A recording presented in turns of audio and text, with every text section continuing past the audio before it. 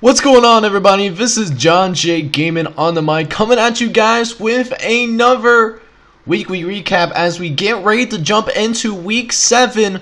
Guys, we are already halfway through the inaugural season here in the ACSA Dynasty within Maximum Football in 2020. Here in this week 7 preview, what I am going to do for you guys today is we're going to check out the most recent top 25 poll, as well as check out some of the more notable recruits signing at various colleges and institutions. Take a look at some games that will be played throughout the course of this week, as well as an in-depth look of the conference standings for each of the 10 conferences in the ACSA, as we are at that key halfway point here in this Maximum Football Dynasty. So with all that being said, if you are excited for today's video, do me a favor and please smash that like button for me. And if you happen to be brand new and like what you see here on the channel as well, I encourage you to hit that subscribe button as well, as we are on the road to 1K as of the recording of this video, of course. So kicking off these top 25 rankings, we have a new team on top of the polls once again. Capital Tennessee moves 3 spots, leapfrogs over Warwick University in order to become the new #1 team in the nation. Warwick is still chilling at number 2, while as the Cap A&M moves up to number 3, thanks to a very good victory against the Lincoln Fighting Salt. Coastal Alabama, they had a tough loss against Chattanooga Tech, but saw that, because it was only a 1-point loss, they only moved down to number 4. And then other teams to move up is Chattanooga Tech, Southfield. Herbert Hoover is one of the biggest risers of this week, is now sitting at number 7. And then Southern New Mexico also going to be chilling right now at that number 8 spot. But congratulations though to the Bulldogs. This is the first time in the ACSA that the Bulldogs are ranked as the best team in the nation in the ACSA Top 25. Moving on, in the Top 25, we have the next set of teams in the ACSA Top 25. Texas Catholic still chilling as well, sitting at number 9, not showing any movement, but Hayes and Bluffton Tech surprises me a little bit. Hayes did move up 4 spots, and doing so, they overtook Bluffton Tech, who had a really impressive win last week, beating then number 22 team in the nation in the Indiana Foreign Whitetails 55-21, and because of that, they fell down a spot. So that was really interesting to see, but meanwhile, David Crockett and the Iowa Institute of Technology did each move up 3 spots, now taking the 12 and 13 spots. Oaksterdam continues to skyrocket upward, same with Little Rock and Seattle, each moving up 4 spots as well, taking those 14 to 16 slots in the ACSA Top 25. I'm really interested to see how Oaksterdam and Little Rock does. They're both undefeated. Oaksterdam, had some ugly wins, but they are, looking like maybe one of the best teams in the Big Pacific Conference. Whereas Little Rock had a really big win against the University of Alabama Hoover back in week 5 and followed that with another good victory as well. Be interesting to see if they can keep up that momentum. And finally, we have the last set of teams that make up the ACSA Top 25. And I'm not getting the Maximum Football ranking logic right now, I'm going to be honest with you. So Alabama Hoover loses last week, and they only fell down to number 3, which makes sense. They played against, what turns out to be a real good Little Rock team, even though they got killed. Understand, the logic behind not moving them down too terribly much. But last week, they beat Mississippi A&M, and they won by multiple possessions. They won 34-18. And they fall 14 spots despite that. So that was a really interesting decision to see why they fell down that far. You think if they would have done that, they would have, make them fall a little bit farther last week. But again, I'm just a commentator. I am just a messenger. So please do not shoot the messenger, of course. But we also have one new team joining the ACSA Top 25. Sugarland State actually jumps right back into the top 25. They did fall out because of their triple overtime loss to Nazareth in Big Southwest Conference play, but are now back, now coming in at number 24 in the nation. So it's nice to see them back once again. Other thing to note is that Hawafha and Mississippi A&M, unsurprisingly, fell multiple spots. Hawafha College fell 5 spots, and Mississippi A&M falls down 7 spots in the ACSA Top 25. Whereas Southern Alabama State nearly falls out of the top 25, but it looks like they have one more chance to try to right the ship, as they are now sitting at number 25 in the country, thanks to a 13-point loss to now number 1 team in the nation in capital of Tennessee, losing 30-17. So now that we made it through the ACSA top 25 that was just dropped very recently, let's now go ahead and check out a recruiting update that we have within the ACSA. Gonna go ahead and check out some of the top 100 prospects that did sign with various schools in this ACSA league that we got going on here in Maximum Football 2020, as well as take a look at the recruiting rankings as of the end of week 6. So as I noted in the last weekly recap for the ACSA, we did have our last 5-star recruit sign back in week 5. So now we got 4-star recruits within this top 100 bunch, but still some very high quality guys that these schools were able to get. South Alabama State being the biggest winner of week 6 on the recruiting front at the very least, being able to get Todd Williams and Bobby Quay able to commit to South Alabama State University, ranked as the number 33 and number 35 overall prospects. They were the 2 best guys over the past week to sign over the course of week 6, but they aren't the only commits that were garnered within the top 100. AJ Kawati and Matt Merrick, also 4-star prospects within the top 100, both signed with Central Georgia A&M, so very good players that could be day 1 impacts, depending on if they're grown properly or not. And then finally, Bluffton Tech able to get some top 100 guys themselves. Linebacker Derwin Johnson and Zay Langham are going to look to be good teammates together to be the future of the linebacking core at Bluffton Tech. 4-star guys that will both sign with the Bluffton Tech Fighting Muskrats. Be interesting to see both of those guys grow. Yet despite the signings that took place over this past week, we don't really see a change in the recruiting rankings. The Super South Conference still dominating overall, but again, nobody really moving. Bluffton Tech, Central Georgia A&M, and South Alabama State still holding on those 4 through 6 positions.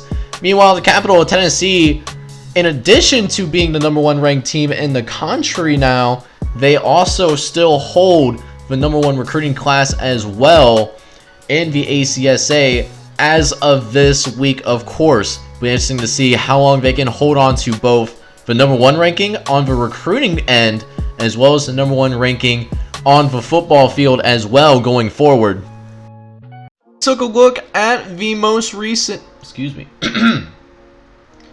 So now that we took a look at the most recent top 25 poll as well as some of the notable top 100 recruits to sign at various schools within the ACSA, let's go ahead and take a look at the conference standings for each conference. Starting with the Big North Conference, this is what it's looking like after 6 games, halfway point of the inaugural season, and there are still 4 teams that are left undefeated.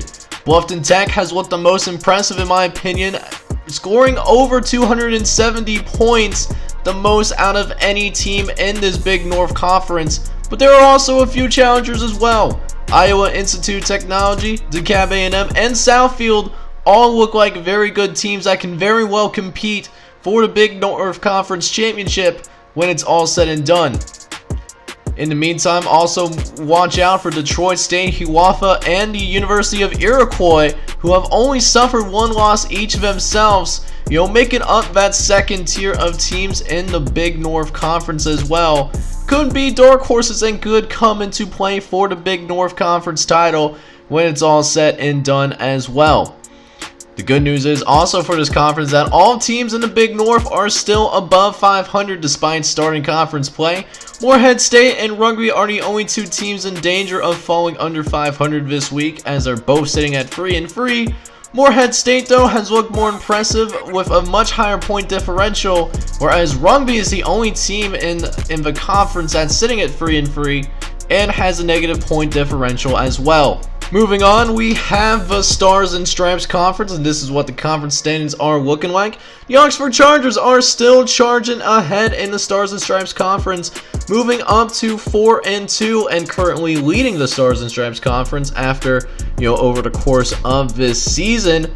But there is a new challenger though, the Darden Jaguars, using that great victory to end conference play against Big North Conference opponent Rugby, has really proposed themselves in conference play. They were sitting at, I believe, 1-3 after that game and have won their next two games in the Stars and Stripe Conference. You want to talk about using some positive momentum? Darden is one of those teams right there and could be very dangerous.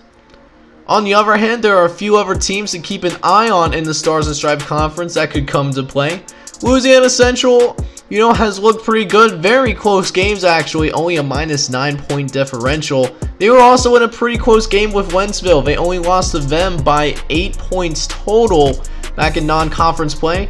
Spring Creek was a team that I also had winning the conference at the end of the day.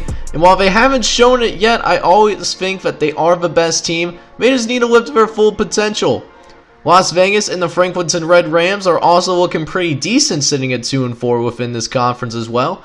Look for them to be potential star horses in the Stars and Stripes here in the second half of this season.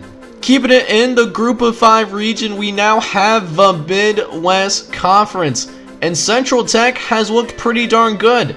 They do have a statement win against the Madison Lakers when they were ranked number 17 all the way back in week 2, and they haven't necessarily looked back. Central Tech did play some pretty tough football teams. They played Bluffton Tech, for example, and lost pretty badly, but they just use that painful loss, those painful defeats, the blowouts of course, and really propelled himself in Midwest Conference play. Half of the points that Central Tech has allowed was to Bluffton Tech, but after that they really clamped things up on defense, and since that loss to Bluffton Tech, they're sitting at 4-1 so far on this season. A couple other teams to keep an eye on are the Brandon Bears, who I have winning the Midwest Conference, and they're sitting right in a good position to go to the Midwest Conference Championship game at the very least. And the Vermont Vipers are also sitting at 500 as well, so you love to see that. Finally, we have the 2-4 teams in UW Kennesaw and the Kearney Elks, who could definitely mix things up as well within the Midwest Conference. Flying over to the opposite side of the conference, we now have the Rocky Mountain Conference. And the Lake Oswego Ironmen have really taken control in this first half of the season within the conference. They are currently sitting 2 games ahead of everyone else, at least for the lead for the title. And, you only need to be in top 2 to go to conference championship game. And as long as there isn't a major disaster in the second half of the season, Lake Oswego does look like an absolute lock to go to that Rocky Mountain Championship game at the end of the regular season. However, with that being said, who would be that second team though? That is really up to debate, as there is, and excuse my language, a clusterfuck, for that second spot. There are 4 teams that are tied for second place right now between the Alaska Beluga Whales, Colorado Tech, Pacific Tech, and the George Fox University Bruins in Eugene, Oregon. All sitting at 3-3. The Beluga Whales have really picked themselves up, and same thing with Colorado Tech.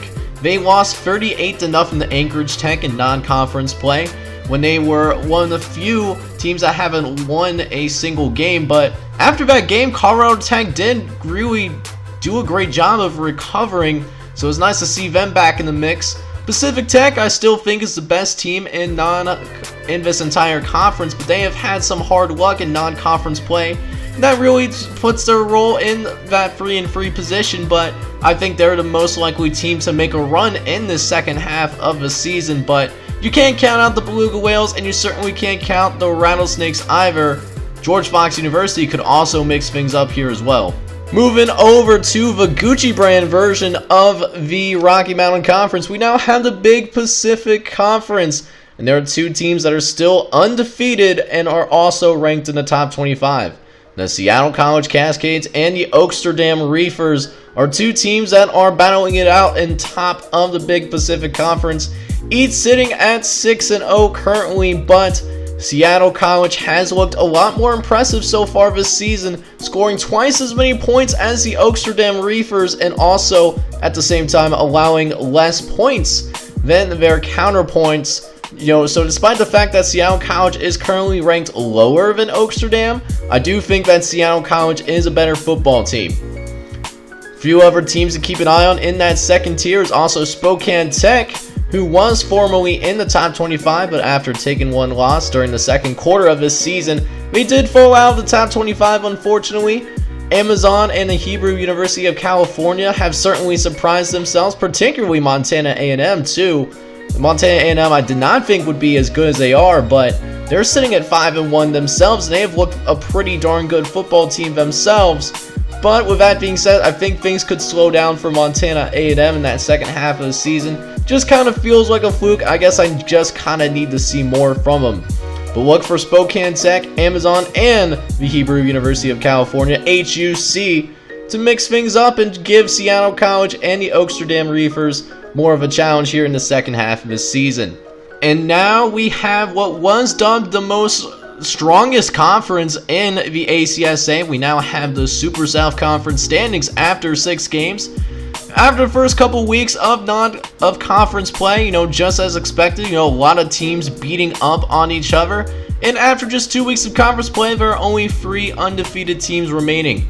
Chattanooga Tech, capital of Tennessee, who just established themselves as the #1 team in college football, and Little Rock are all sitting at 6-0 after 6 games.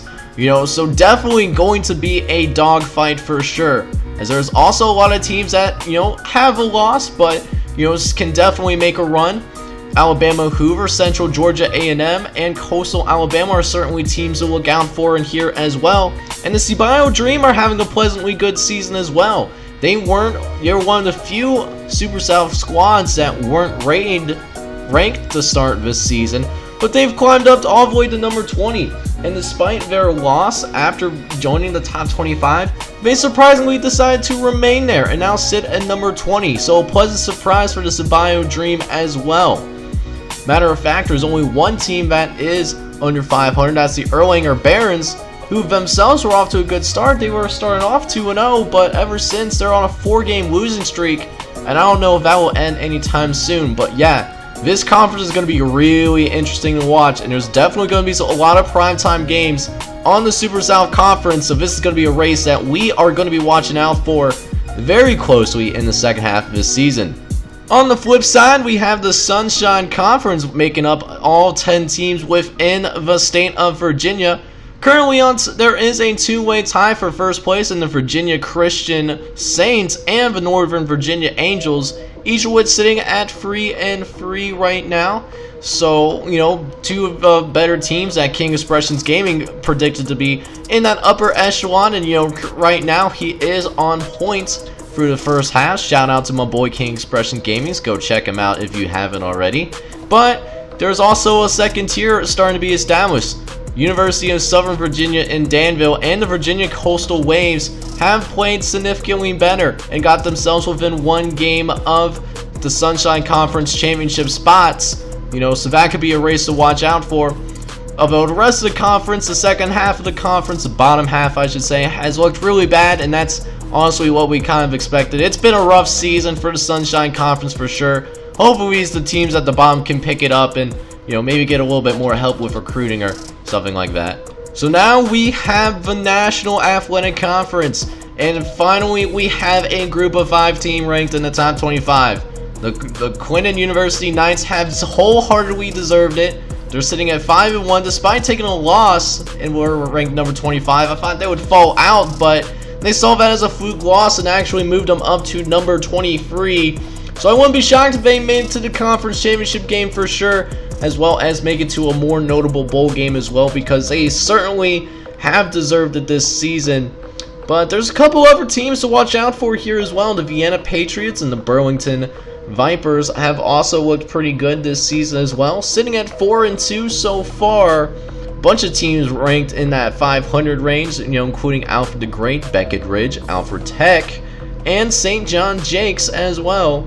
As it's been a solid conference for the most part, pretty well balanced. The only thing exceptional is South Bend Tech, currently 0-6, but they'll have to win a game eventually. They're good enough to win some football games. It just hasn't gone completely together for them just yet. But yeah, shout out to the Knights, currently ranked number 23. It's good to see a group of 5 team make it to the top 25, considering it is dominated by the Power 5 squads. Moving on now, we have the Atlantic Shore Conference. This is what the conference standings do look like after 6 games. Probably, to be honest, the most disappointing of all the conferences, at least within the Power 5. Half of the teams are 500 or lower. You know, looks like there's a good, let's see, 1, 2, 3, 4, 5, 6. Yeah, 7 of the 14 teams are sitting at 500 or less right now, which is usually not a good sign for a Power 5 conference. But, you know, that being said, the top of this conference, the cream of the crop, is looking pretty darn good. The Warwick Rebels do look like a team that is poised to make it to the college football playoff in this inaugural season. But Hoover looks to challenge that status and wants to be the Atlantic Shore Conference representative, as they have gone off to a 6-0 start as well, and low-key have looked better than the Rebels, you know, in this first half of the season. A couple other teams to watch out for is the Kent Colonials, who I still think didn't deserve to fall outside of the top 25, but here we are, as well as University of Mid-Atlantic. They're sitting at number 21 in the nation. You can't necessarily count them out either. Other teams that are above 500 in the Atlantic Shore that, you know, could get some upset on the upper tier teams if, you know, everything comes together for them is South Carolina Tech, Hanover Cadets, and the Southeastern Coast of Florida. One of which, Southeastern Coast, was a former top 25 team, so certainly can't count those guys out either. And for our final conference, you know, checking out the conference standings for, this is what the big Southwest Conference is looking like after 6 games. And still half of the conference is ranked in the top 25. So for a 10-team conference, this has looked pretty darn good. And Phoenix State was a former top 25 team as well. They did take a couple of bad losses, so they did fall out of the top 25 because of that. But there are still 4 undefeated teams left. You know, so things can certainly get very interesting given the size of this conference. David Crockett, Southern New Mexico, Hayes, and Texas Catholic all are sitting at 6-0 right now. It's gonna be a heck of a ride in this big Southwest Conference. Sugarland State's a really good football team as well. They lost their only loss is on the road to the Nazareth Maccabees. And that was a triple overtime game. You know, so Sugarland State's a really good team as well. You can't count those guys out either. You know, definitely going to be a really fun race in the big Southwest. I can't wait to see how this conference shakes out, you know, in the next few weeks or so, you know, to see if there is any disparity, you know, in this conference, because a lot of these teams are still realistically in it. It's not over for a lot of them, except New Mexico Tech. Those guys are terrible. So after checking a look at the conference standings for each individual conference in the ACSA, let's go ahead and check out some of the games, actually all the games that will be shown here on the channel over the course of next week. Now, there are 5 primetime games, but I'm going to save that for later on in this episode. For now, I'm going to show you the 5 non-primetime games. These 5 games will be shown on the same day, will be set for Wednesday at 6 p.m. Eastern. So let's go ahead and check out those games that will be played on Wednesday to start things off. First off, we do have Montana A&M playing up against Ron Burgundy, home of the Anchormen. Should be some good Big Pacific Conference action to start things off. After that, we have New Mexico Tech, who is still desperately searching for their very first win this season. They're going to have to go on the road to play against the Wentzville Vikings, who, despite being in the bottom half of the Southwest Conference, these guys are certainly no pushover either, so New Mexico Tech is going to have their hands full trying to get their first win of this inaugural season against their in-conference opponent. After that, we'll see St. John Jakes going on the road to play against the Burlington Vipers in what will be a good National Athletic Conference matchup between 2 teams that, you know, are looking to be in that second spot behind the Quinton University Knights, you know, to potentially make it to that National Conference Championship game at the end of the season. Then once that game concludes, we have an interesting, you know, matchup between 2 unaffiliated teams. You know, first time that has happened over the course of this dynasty, at least to my knowledge. Modesto State is coming off their very first win of the season against Phoenix State, actually. They're going to go on the road to play against the Espacole of New England, who is under 500, but they have shown flashes of being a much better team than what their record currently states. So it'll be interesting to see how this game goes down, and if Modesto State can win their second game of this inaugural season, get on a winning streak here. And finally, to close out the Wednesday games, we'll have a very intriguing Super South Conference matchup. We have the 15th ranked Little Rock Yellow Jackets, who did upset the University of Alabama Hoover back when they were ranked number 1 in the nation, going on the road to play against UGBC, who actually was upset in week 1 as a ranked squad, but since then we're 4-1 since that has happened. Let's see if UGBC can get a win to get themselves back in the top 25 for the first time since the preseason rankings were, set out back in episode 1 of this series. And as for Little Rock, can they keep the magic going? Starting off as an unranked team, can they get to 7-0? That'll be a huge step for this football program. So now with that taken out care of, let's go ahead and check out the primetime games that will be shown over the course of this week. Now these will be standalone games, and these will have their separate day, that will be shown. So these won't be shown on Wednesday, but they will be shown throughout the week as premier type matchups. So the first primetime game that we have for you guys is going to be dropping this Sunday, so tomorrow actually. We'll have Texas Catholic going on the road to play against Sugar Land State, a Texas matchup that is just as big a size as the state of Texas. Should be a heck of a matchup and will be dropping Sunday at 6 p.m. Eastern. The day after, things heat up even more, as the two top teams in the Atlantic Shore Conference will face off Monday night as the Warwick Rebels go on the road to play against the Herbert Hoover College Old Glory, a battle between two top 10 teams as they fight for supremacy early on here in the Atlantic Shore Conference. This is dropping Monday night. After that, we have playoff contender DeKalb A&M going on the road to play against Detroit State, coming in ranked number 22 in the nation. Two teams that have aspirations going to the Big North Championship, but DeKalb A&M is searching higher than conference aspirations. This is going to be a heck of a game that will be dropping Tuesday night, also at 6 p.m. Eastern. After the Wednesday non-primetime games, we now switch it over to another primetime matchup, this time in the Super South Conference. We have a top 5 matchup for you guys of what could potentially be the game of the year, as the number 5 team in the nation in Chattanooga Tech goes on the road, plays against the number 1 team in college football in the capital of Tennessee, dropping Thursday night as a premiere at 6 p.m. Eastern. And for the final primetime game that will be shown this week, we have two teams that are trying to get back on track after taking some, early adversity in Super South Conference play. We have Southern Alabama State, who is on the verge of jumping out of the top 25, sitting at 4-2 on the season, going on the road to play against a former number 1 team in the nation in Alabama Hoover. They're coming in ranked number 17, and this will be the last top 25 matchup of week 7. This game will be dropping Friday night at 6 p.m. Eastern. So guys, that will end today's ACSA episode. Let me know down in the comments if you are ecstatic to start the second half of the season. And also, if you enjoyed today's video, please do me a favor and smash that like button, as well as hit subscribe if you do happen to be brand new, as we are on the road to 1,000 subscribers as of the recording of this video. In the meantime, though, I hope you guys are out here having a wonderful day. Take care, everybody.